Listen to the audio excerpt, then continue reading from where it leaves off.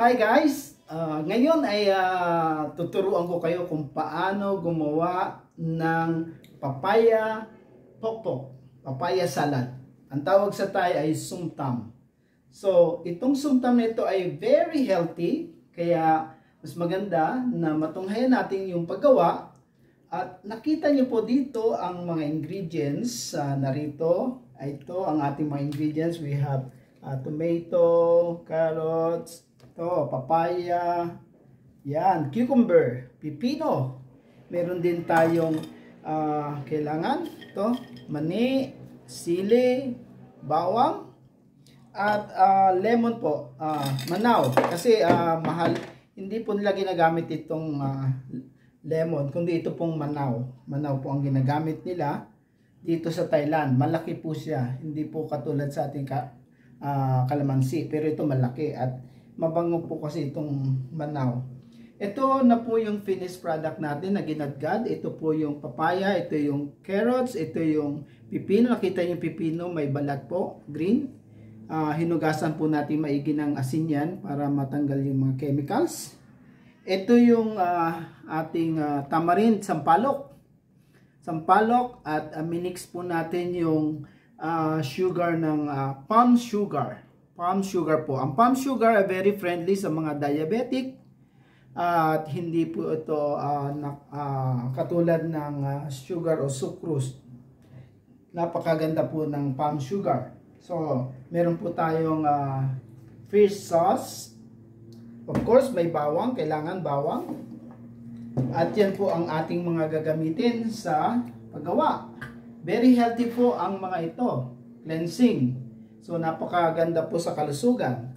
Ilagay na po natin dito, assuming na naghiwa na tayo ng mga kamatis.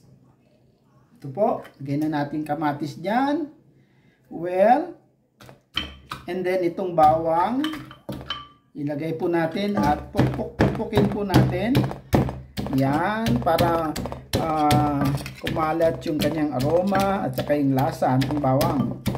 So, andyan na yung kamatis. So, lagyan din natin siya ng mani. Yan po, mani. Kaya po tinawag na papaya pokpok. Meron tayong ganito panghalo at meron tayong ganito pang pokpok. So, sa Thailand, marami silang nilalagay na sili. 3, 4, pero sa ating Pilipino, isa lang dapat, no? Dahil maanghang na yan. No? Pokpokin na ang sili hanggang humalo po siya doon. So, nilagay na po natin. Kailangan po ilagay natin itong squeeze natin itong manaw. Yan po. Manaw ang tawag nila dito. At saka ilagay po natin yung balat. Hindi kakainin yan. Parang aroma lang yan. Para mabango yung ating papaya pokpok o papaya salad. O sumtam sa Thai. Tapos, pwede natin siyang lagyan ng patis. Masarap na patis. At timplahan natin siya bago natin siya tikman-tikman kung gaano siya kaalat. Tikman po natin. Yan. Yan. Pag natansya nyo na yung lasa na alat tsaka yung asim ng manaw, so lagyan na po natin siya ng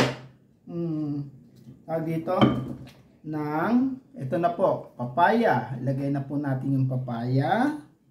Then pokpok. Halu-haluin ito, sandok. Yan. Lagyan natin ng carrots. Yan. Ihalo na natin carrots. Tapos pokpok na naman. Yan. Ito ang panghalo natin. Sandok. Ikot-ikot. And then, lagyan natin siya ng pipino. Yan. Pipino. Tapos, pag naihalo na natin yan, kita niyo po ba? Yan, hinahalo, hilahalo, pokpok, halo. Kaya po papaya po. Pag tinikman po natin siya at kulang pa yung alat, kasi kailangan mabalance natin yung alat at saka yung asim. Pag kulang pa po, pwede natin siyang lagyan ulit ng patiis. Haluin natin. Ngayon po, halo. Lagyan natin siya ng ano po ito? Peanut. no? Haluin din natin para yung peanut po ay hindi natin yan ginisa or ginamitan ng mantika. Inihaw po natin yan.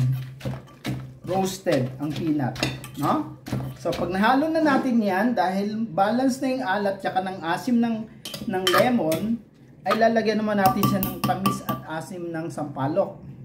So po, ito yung asukal natin na ginamit ay yung palm sugar at saka yung sampalok na hinog. Yan po. Lagay natin dito. Yan. Ganyan po, no? Haluin muna natin. Haluin. Yan. Saka po natin tikman kung tama na po ba yung blending ng alat at yung asim ng sampalok, asim ng lemon, yung alat ng patis at saka yung tamis ng palm sugar.